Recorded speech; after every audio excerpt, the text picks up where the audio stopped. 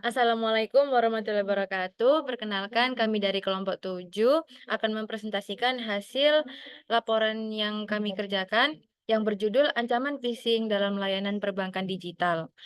Sebelumnya, kami akan memperkenalkan diri. Nama saya Arhamis Fegianti dengan NIM 23180. Nama saya Soliatul Muyassarah dengan NIM 23012. Nama saya Sarah Manalumban Gaul dengan NIM 23072. Nama saya Maufira Ramadanis Burwaton dengan NIM 23001. Perkenalkan, nama saya Selin Iman Olina Sinta dari NIM 23044110011. Baik, di sini kami mengambil dari dua artikel. Yang pertama ada analisis ancaman phishing dalam layanan online banking. Yang kedua ada tanggung jawab bank terhadap tindakan phishing dalam sistem penggunaan e-banking. Dengan studi kasus phishing pada PT Bank Rakyat Indonesia atau Bank BRI. Kemudian selanjutnya saya akan menjelaskan mengenai latar belakangnya terlebih dahulu. Perkembangan teknologi membuat transaksi keuangan yang semakin mudah melewati online banking dalam m-banking. Tetapi di balik kemudahan itu ada ancaman yang sangat serius. Salah satunya yang kita bahas pada hari ini adalah tentang phishing. Phishing adalah teknik penipuan cyber di mana pelaku ancaman tersebut menyamar sebagai perwakilan dari salah satu pihak resmi, seperti dari pihak bank, yang bertujuan untuk mencuri data pribadi pengguna, mulai dari username, password, sampai kode OTP. Masalahnya, banyak orang yang belum paham mengenai permasalahan ini. Akibatnya, masih banyak korban yang menjadi korban ancaman tersebut. Salah satu contoh paling nyata adalah kasus di Bank BRI, di mana ada nasabah yang kehilangan uang miliaran rupiah karena membuka link atau tautan dari pesan palsu yang dikirimkan oleh pelaku ancaman tersebut. Jadi, dari permasalahan ini kita bisa merumuskan ada 3 hal penting yang akan dibahas pada hari ini. Yang pertama, apa saja sih penyebab meningkatnya phishing? Yang kedua, apa tanggung jawab dari pihak bank jika nasabah menjadi korban? Yang ketiga, bagaimana caranya bank bisa mencegah phishing dari awal? Untuk pembahasan selanjutnya akan dibahas oleh rekan saya. Nah, seperti yang sudah dibahas sebelumnya, phishing ini merupakan salah satu bentuk kejahatan cyber yang semakin marak terjadi seiring berkembangnya layanan online banking. Modus yang digunakan biasanya melibatkan penyamaran sebagai pihak resmi seperti bank melalui email, pesan singkat, ataupun nomor telepon dengan tujuan untuk memperoleh data sensitif pengguna seperti kata sandi dan informasi kartu kredit. Berdasarkan kajian melalui metode sistematik literatur review terhadap 37 penelitian yang dilakukan, maka dapat diketahui bahwa serangan phishing banyak terjadi karena kurangnya kesadaran pengguna akan pentingnya keamanan informasi, serta keterbatasan kemampuan dalam mengenali tanda-tanda upaya penipuan digital yang dilakukan. Adapun 3 faktor utama yang menjadi penyebab terjadinya phishing adalah kurangnya pengetahuan pengguna, faktor psikologis yang membuat pengguna mudah percaya, serta kecenderungan membagikan informasi pribadi secara sembarangan. Untuk mengatasi hal tersebut, dibutuhkan kolaborasi antara pihak bank dan pengguna. Bank dapat diharapkan menyediakan sistem keamanan yang memadai serta melakukan edukasi secara berkala, sementara pengguna perlu lebih waspada dan memahami langkah-langkah pencegahan seperti mengenali tautan mencurigakan, menggunakan autentifikasi dua faktor atau 2FA, serta memanfaatkan perangkat lunak anti-phishing demi menjaga keamanan transaksi perbankan secara daring. Nah, itu merupakan kesimpulan dari artikel pertama yang kami buat. Untuk yang kedua ini merupakan dalam layanan e-banking dengan studi kasus Bank BRI. Layanan elektronik banking memang memberikan kemudahan bagi nasabah dalam melakukan transaksi. Tapi di balik itu ada risiko kejahatan cyber seperti phishing yang harus juga diwaspadai tentunya. Phishing ini merupakan penipuan digital yang dilakukan dengan cara menyamar sebagai pihak terpercaya untuk mencuri data pribadi si nasabah tersebut. Studi ini menyoroti bagaimana tanggung jawab hukum bank, khususnya untuk BRI atau Bank Rakyat Indonesia, dalam menangani kasus phishing. Dengan pendekatan yuridis normatif dan studi kasus, ditemukan bahwa perlindungan terhadap nasabah dibagi menjadi dua, yaitu preventif, yang dimana preventif ini dalam edukasi dan sosialisasi, dan represif dalam pengaduan proses hukum hingga bantuan OJK. Dalam praktiknya, BRI menjalankan tanggung jawab dengan menyebarkan informasi dan membuka layanan aduan. Namun, jika terbukti ada unsur kelalaian dari pihak nasabah sendiri, maka bank tidak akan selalu memberikan ganti rugi. Dari 2 kasus besar phishing yang dialami nasabah BRI yang sudah ada dalam artikel, terlihat bahwa ancaman ini bisa menyebabkan kerugian yang besar, bahkan hingga miliaran rupiah. Meski begitu, bank tidak selalu bisa disalahkan sepenuhnya jika nasabah kurang waspada. Oleh karena itu, perlindungan terhadap nasabah tidak hanya menjadi tanggung jawab bank, tapi juga memerlukan keterlibatan aktif dari nasabah itu sendiri. Maka dari penelitian ini disarankan perlunya regulasi khusus terkait layanan e-banking, peningkatan sistem keamanan digital oleh BRI, penguatan peran OJK dalam pengawasan, dan pentingnya literasi digital bagi masyarakat agar bisa mengenali dan menghindari phishing sejak awal. Mungkin untuk pembahasan selanjutnya akan dijelaskan oleh teman saya.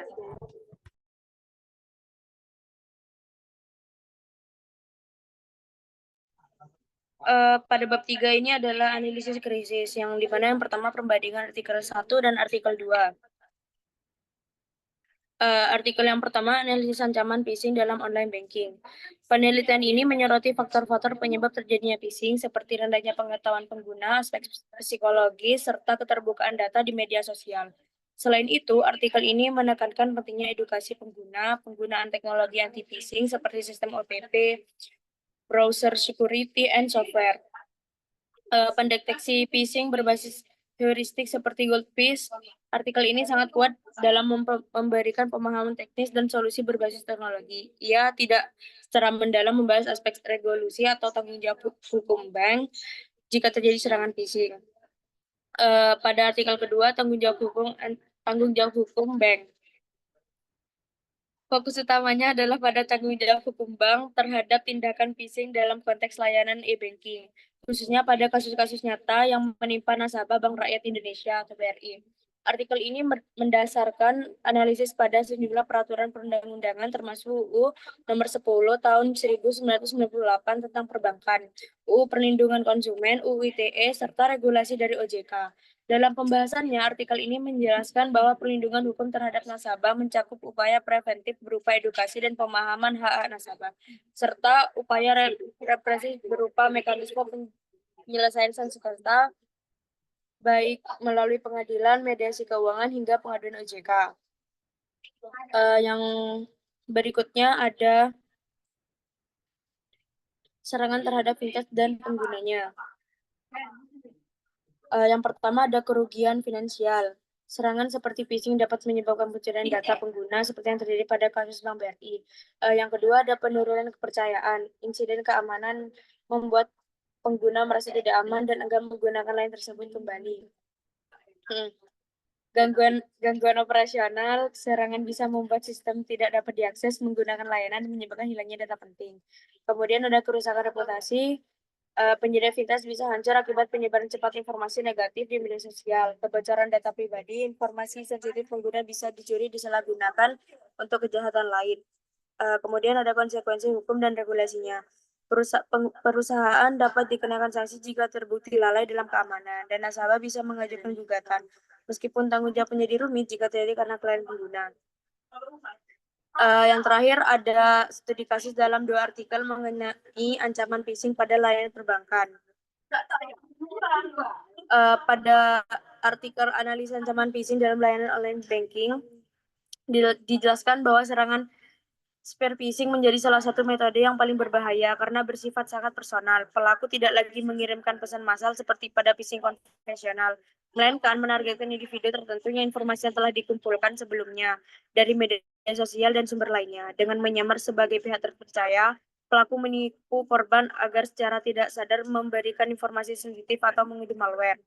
Teknik ini memiliki tingkat keberhasilan tinggi yaitu mencapai 19% dibandingkan phishing biasa yang hanya 5%.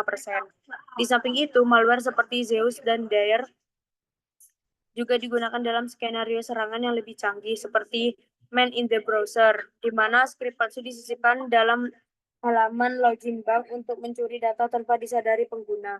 Temuan dari studi ini menekan bahwa perlindungan teknologi saja tidak cukup tanpa kesadaran dan kewaspadaan dari pengguna. Sementara itu, artikel tanggung jawab bank terhadap tindakan phishing dalam sistem penggunaan banking, yaitu menyajikan studi kasus nyata dari Indonesia, khususnya pada nasabah Bank BRI. Dalam kasus yang terjadi di Padang pada Mei 2022, seorang nasabah menerima pesan WhatsApp berisi tautan palsu yang menjanjikan penghapusan biaya transaksi. Setelah mengikuti tautan tersebut dan memberikan data pribadinya, dana sebesar 1,1 miliar hilang dari rekeningnya. Hanya sekitar 14 juta yang berhasil diselamatkan setelah dilaporkan. Kasus lain terjadi di Malang pada Mei 2023, di mana korban memberikan file undangan dalam format aplikasi Android .apk. Setelah dibuka, perangkat korban terinfeksi dan pelaku berhasil mengakses layanan e-banking serta menguras dana sebesar 1,446 miliar. Dalam kedua kasus, pihak bank menyatakan bahwa sistem mereka tidak mengalami gangguan dan menyalahkan penggunaan atas kelalaian. Meskipun bank mengklaim telah memberikan edukasi, serangan menjadi terus terjadi, menunjukkan adanya kelemahan besar di sisi perlindungan pengguna. Tanggung jawab atas kerugian tidak sepenuhnya bisa dibebankan pada penyedia layanan. Namun di sisi lain, perlindungan hukum yang diterima nasabah pun masih sangat terbatas dan tidak efektif ketika mereka menjadi korban serangan cyber berbasis rekayasa sosial. Selanjutnya ada bab 4 akan dilanjutkan oleh rekan saya. Selanjutnya yang di bab 4 tentang analisis ancaman phishing dalam layanan online banking, terdapat implikasi bagi keamanan fintech, yaitu minimnya pemahaman pengguna tentang ancaman phishing meningkatkan risiko serangan. Lalu teknik phishing canggih seperti spear phishing dan man in the browser dapat menembus sistem keamanan tradisional seperti OTP. Dan terakhir, serangan phishing menyebabkan kerugian finansial, penurunan kepercayaan pelanggan, dan gangguan operasional. Lalu strategi mitigasi. Terdapat pelatihan edukasi melalui simulasi, video edukasi, dan gamifikasi agar pengguna lebih waspada. Peningkatan keamanan teknis seperti penggunaan multifactor authentication dan deteksi phishing otomatis. Lalu kolaborasi dengan regulator seperti OJK dan Bank Indonesia untuk menetapkan protokol respon cepat terhadap serangan phishing. Dan terakhir, rekomendasi untuk fintech di Indonesia. Implementasi HTTPS dan sertifikat SSL pada aplikasi perbankan, pemanfaatan AI dan machine learning untuk mendeteksi aktivitas mencurigakan, peningkatan literasi digital nasabah agar lebih waspada terhadap serangan phishing. Dan terdapat artikel 2 yaitu tanggung jawab bank terhadap phishing dalam e-banking studi kasus BRI yang implikasi bagi keamanan fintech yaitu perbankan digital semakin rentan terhadap serangan phishing, pencurian data dan peretasan akun nasabah. Kerugian finansial dan reputasi yang terjadi akibat phishing dapat menyebabkan menurunnya jumlah pengguna layanan digital. Lalu regulasi yang kuat dari OJK dan Undang-Undang Perlindungan Konsumen diperlukan untuk memastikan tanggung jawab bank terhadap keamanan digital. Yang strategi mitigasi, keamanan berlapis dengan NVA dan enkripsi data untuk mengurangi risiko pencurian akun. Kampanye kesadaran kepada nasabah untuk meningkatkan pemahaman tentang ancaman phishing. Audit keamanan berkala guna mengidentifikasi dan memperbaiki celah keamanan dalam sistem perbankan digital. Kolaborasi dengan OJK dan Bank Indonesia untuk memperkuat kebijakan perlindungan nasabah. Dan yang terakhir, rekomendasi untuk fintech di Indonesia, yaitu pengembangan sistem deteksi fraud berbasis AI untuk mencegah transaksi mencurigakan secara real-time. Implementasi blockchain untuk meningkatkan transparansi dan keamanan transaksi. Lalu yang terakhir, literasi digital nasabah agar mereka lebih waspada terhadap modus penipuan dan phishing. Selanjutnya ada bab 5 yang akan dijelaskan oleh rekan kami.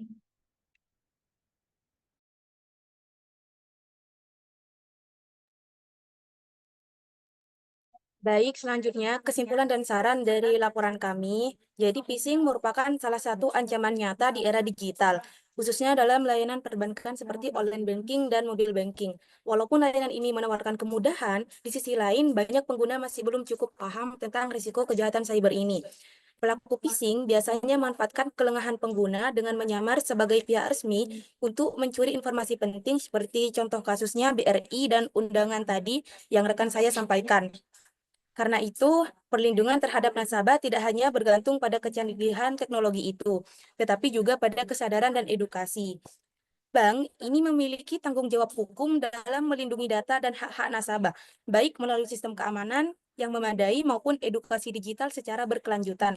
Namun, jika serangan terjadi akibat kelalaian penggunanya itu sendiri, bank tidak selalu bisa memberikan ganti rugi. Maka dari itu, semua pihak perlu bekerja sama. Pemerintah dan lembaga seperti OJK diharapkan segera membuat regulasi khusus yang lebih tegas dan sesuai dengan perkembangan ancaman digital saat ini. Sementara itu, bank juga sebaiknya aktif mensosialisasikan bahaya phishing ini tidak hanya lewat imbauan, tapi juga melalui pendekatan yang lebih menarik dan mudah dipahami oleh semua kalangan. Di sisi lain, nasabah juga perlu meningkatkan literasi digitalnya, mulai dari kebiasaan sederhana seperti memeriksa tautan, tidak sembarangan membagikan data pribadi, hingga melapor jika menemukan hal-hal mencurigakan. Karena sekuat apapun sistem yang dibangun, semuanya bisa sia-sia jika penggunanya tidak waspada. Dengan kerjasama antara pemerintah, bank, dan masyarakat, diharapkan ekosistem layanan perbankan digital bisa menjadi lebih aman, terpercaya, dan nyaman digunakan oleh semua orang. Sekian presentasi dari kelompok kami. Mohon maaf jika ada salah kata. Wassalamualaikum warahmatullahi wabarakatuh.